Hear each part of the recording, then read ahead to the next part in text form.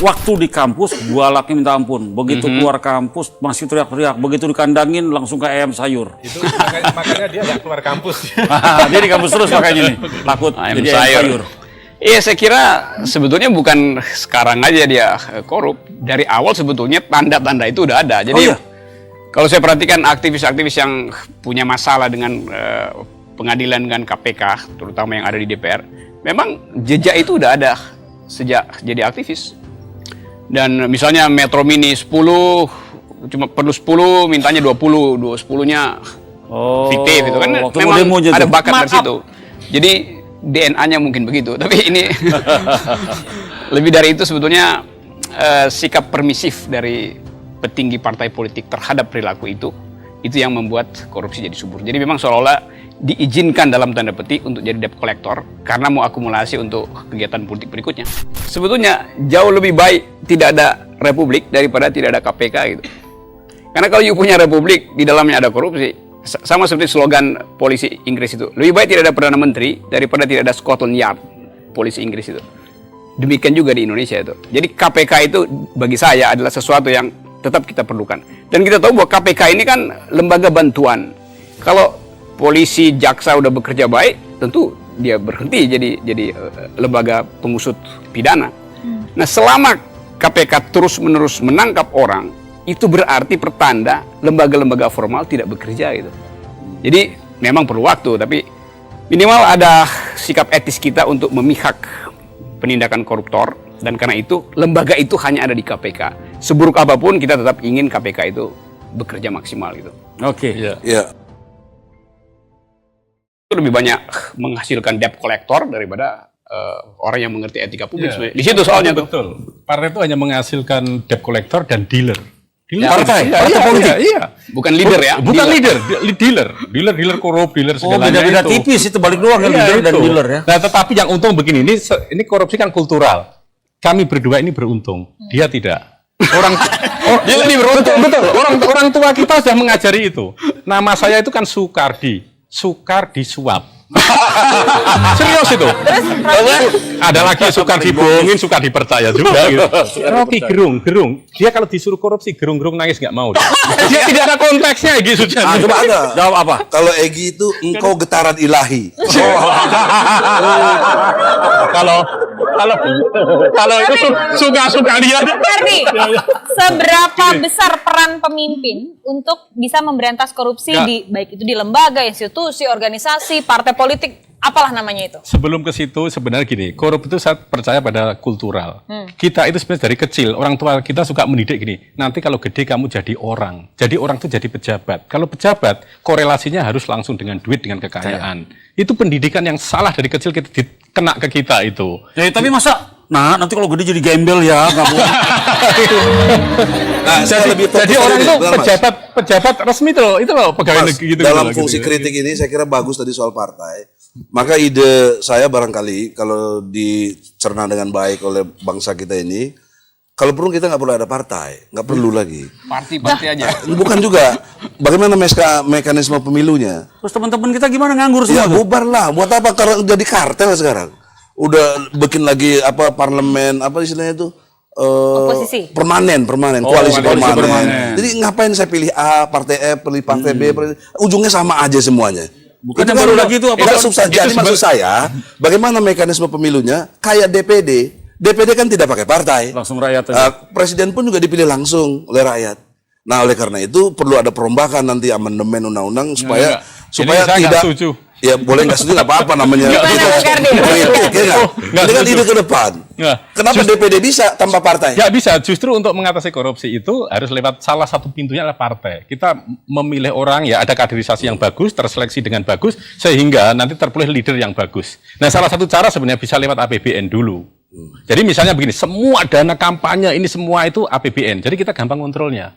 Selama ini kan yang terjadi begini. Bentar, saya potong. Ya? APBN yang bukan ke partai yang kemana-mana aja nggak bisa dikontrol. Ya, tetapi pelan-pelan ini lebih terbuka. Sekarang kan terbuka kan, relatif terbuka. Jadi kalau misalnya dana kampanye partai itu lewat ada di APBN, itu bisa dikontrol. Sekian ini. Ini mesti ada penyimpangan, mesti ada yang dapat lebih gitu lah. Paling nggak alam ke depan kan semakin terbuka. Sekarang kalau APBN juga money laundering juga masuk, ketahuan nggak?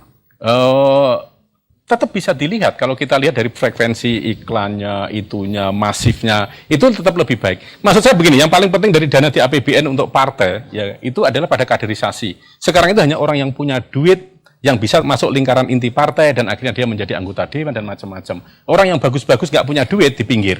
Tapi Mas, kalau misalnya mau jadi pemimpin, mau jadi bupati, gubernur, selalu ada slogan, ayo lawan korupsi.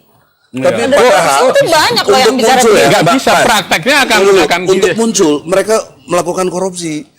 Sekarang ini kalau nggak punya uang atau nggak ada yang bandarin ya, bayarin itu nggak mungkin bisa jadi bupati, wali kota, DPR, nggak mesti bayar itu gitu. betul, kan problemnya pada problem besarnya. pada Gimana kaderisasi. kita- Orang seperti Anda pinter nggak punya duit nggak bakal jadi. Oh ya, di luaran, memang di luaran.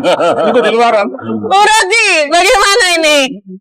Apa? Jadi nggak sesuai ini moto sama Ya, tindakan selanjutnya. Ya memang nggak sesuai karena semua orang kan berpikir bahwa dia mesti kembalikan investasi politiknya setelah jadi pejabat.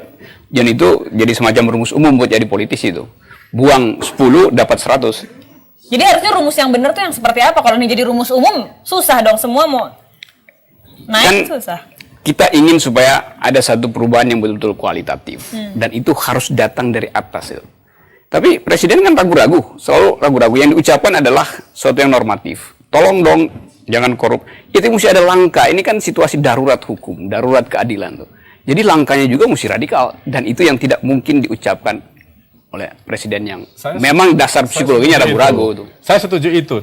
Karena sebenarnya gini, kita itu kan paternalistik. Presidennya dulu yang harus berani. Saya selalu, kalau bahasa saya harus berani keluar dari kerangkeng rasa aman itu loh.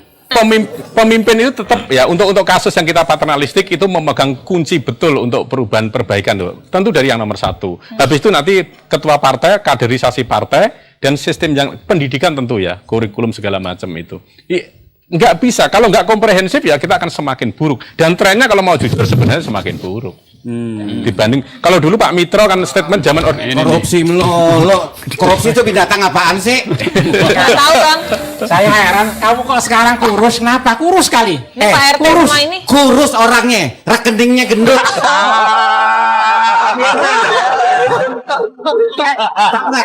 Sekarang ya, gua bikin organisasi namanya KAKI, Komisi Ahli Korupsi Indonesia.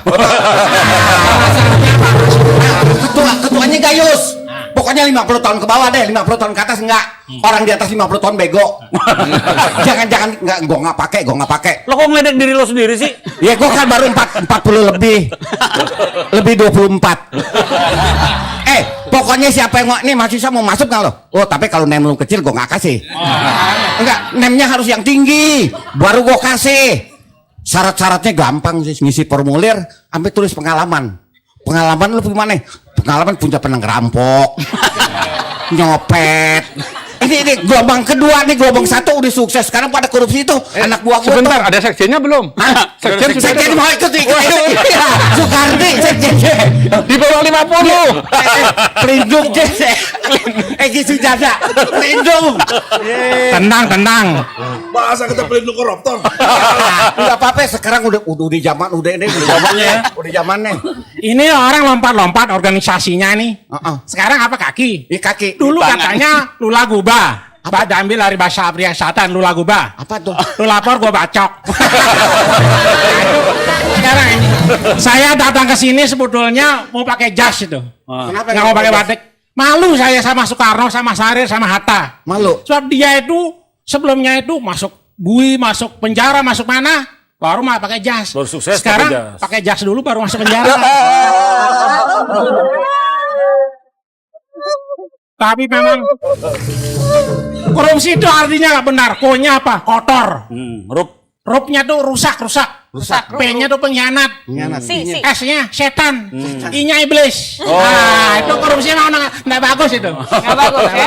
Kalau di saya lain, Apa? korupsi kan, rame-rame. Rame-rame. Opsi rame-rame. Jadi kita bareng-bareng aja. Ini kalau ngeliat mukanya sih koruptor nih. Wah, gua nggak pernah koruptor. Cuman anak gua dari sekarang gua udah latih. Lo kalau gak korupsi miskin lo.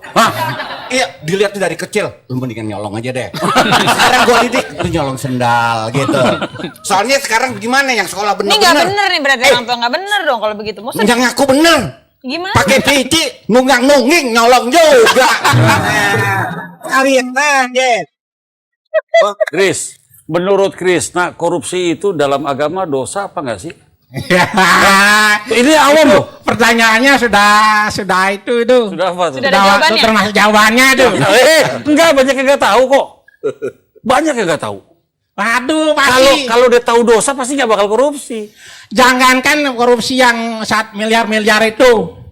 Orang 1 biji kurma aja nggak boleh itu haram tuh. Kalau Haram. bukan kita hak kita. Ya, 1 biji. tanya Pak Ustadz Egi nih. Tuh. Kalau nggak percaya. 1 biji itu ya. Loh, sekarang bukan 1 biji lagi deh ngambilnya. Pohon. Sampai pohon-pohonnya, sampai kebun-kebunnya yang diambil. Kenapa ATM itu terbuatnya dari besi? Sebab kalau dibuat dari plastik bisa terbakar itu karena uang panas banyak situ. Makanya rumahnya koruptor semuanya pakai AC. Iya, Supaya dingin. Soalnya ada di uang panas juga. Supaya dingin. Bentar, gue mau nanya dulu soal kampus nih. Bung Rocky, Kenapa? anak kampus dulu selalu teriak-teriak. Ganyang korupsi ini turun ke jalan. Tapi begitu mereka lulus, mereka jadi anggota DPR, mereka jadi staf lah, mereka jadi apa. Ikut korupsi dan ikut mengamankan koruptor. Terus? Jangan dijawab dulu. Kenapa itu? Tapi Ingin lebih panas atau lebih dingin? Ya. Jangan kemana-mana, tetap bersama kami di Warung. Ya, kembali lagi di Warung Cantik, wadah perenungan canda dan kritik. Dan kita masih bicara mengenai korupsi. oke, pertanyaan tadi sekarang mohon dijawab. Kenapa Anak kampus, mantan anak kampus. waktu di kampus galaknya minta ampun. Begitu keluar kampus masih teriak-teriak. Begitu dikandangin langsung ke ayam sayur. Itu makanya dia nggak keluar kampus. Dia di kampus terus makanya nih. Takut Ayam jadi ayam sayur. Iya, saya kira sebetulnya bukan sekarang aja dia korup. Dari awal sebetulnya tanda-tanda itu udah ada. Jadi Oh, iya? kalau saya perhatikan aktivis-aktivis yang punya masalah dengan pengadilan dengan KPK, terutama yang ada di DPR, memang jejak itu udah ada sejak jadi aktivis. Dan misalnya Metro Mini 10, cuma perlu 10, mintanya 20, 10-nya fiktif itu kan. waktu Memang demo aja ada tuh. bakat dari situ. Jadi DNA-nya mungkin begitu, tapi ini lebih dari itu sebetulnya sikap permisif dari petinggi partai politik terhadap perilaku itu yang membuat korupsi jadi subur. Jadi memang seolah-olah diizinkan dalam tanda petik untuk jadi debt collector karena mau akumulasi untuk kegiatan politik berikutnya. Ya. Jadi selalu ada Kita mau keperluan lihat itu. Anak kampus, bagaimana anak kampus? Oke, ada yang mau tanya dari kampus? Silakan, sebut nama, umur, nomor KTP. Tunggu. Sebelumnya sering mark up nggak kalau bikin proposal? Susah dijawab. Nama saya Roy dari Pertanyaannya. Universitas Mercubuana, Fakultas Komunikasi. Pertanyaan saya simpel saja karena waktunya cuma sedikit. Saya melihat ada 2 kasus di sini. Dulunya ada pencuri biasa kalau ketangkep pasti selalu dihukum, selalu dihakimi sama masyarakat. Tetapi sebaliknya kalau pejabat malah dijaga oleh pemerintah. Menurut saya kira-kira solusinya mungkin yang pantas untuk 5 tahun ke depan apa? Yang tepat itu pertama. Terus apakah mungkin bagusnya nanti korupsi itu diganti dengan pencuri kali ya? Jadi lebih enak didengar mungkin supaya lebih itu kayak korupsi terlalu kasar, terlalu halus. Terus, jadi maling Nah, lah jadi gitu ya. maling. Rampok. Dan mungkin kalau bisa nanti pejabat yang korupsi yang hakimi masyarakat saja, begitu pula sebaliknya seperti itu. Terus tadi saya sepakat kalau misalnya partai itu tidak ada karena selama ini partai ada masih ada saja korupsi. Ada seperti ini korupsi itu katanya berbanding dengan hukum kekalahan energi. Korupsi dapat diciptakan dan dapat dimusnahkan, sedangkan energi tidak dapat diciptakan dan juga tidak dapat dimusnahkan. Terima kasih. Oke. Siapa mau jawab itu? Ada? Oh, Dia juga bisa. Tapi begini, saya sepakat. Tapi kalau partai dibubarkan nanti seperti karena kita korup, orang tua kita juga ditiadakan, kan tidak kan? Logikanya nggak nyambung. Tetapi begini, saya tidak setuju kalau korupsi dikatakan pencuri. Itu pun masih ringan. terlalu halus ya. Teroris lebih pas. Teroris ekonomi. Iya, teroris. Tabung gas meledak aja teroris, apalagi koruptor. Iya, Nah, itu teroris lah gitu. Ya, dari sisi tadi Yang lainnya kasus- biar dia yang jawab lah. Dari sisi kasus tadi ada konteksnya sepertinya namanya tebang pilih begitu atau diskriminatif. Itu harus disadari oleh para penegak hukum yaitu polisi, jaksa, hakim dan kita ini advokat. Itu jelas sudah melanggar pasal 27 Undang-Undang Dasar 45. bahwa setiap warga negara berkesamaan kedudukannya dalam pemerintahan dan hukum. Nah, artinya ini tidak dipahami dengan baik. Ada proses tadi dari mulai pendidikan, apakah tentang kewarganegaraan atau dulu ada PMP dan lain sebagainya, itu tidak meresap kepada anak didik. Sehingga ketika dia dewasa, dia menjadi berperan untuk penegak hukum, dia tidak meletakkan itu dengan sebaik-baiknya. Jadi kesimpulannya sederhana, 2014 nanti kita pilih presiden baru yang bersih. Itu salah satunya. Nah, tapi kalau soal partai politik, jangan salah mengira kok. Itu karena faktanya sekarang seperti ini. Kan substansi untuk itu kan pemilu. Tanpa partai bisa pemilu terjadi. Buktinya DPD bisa. SBY juga bisa dipilih secara langsung.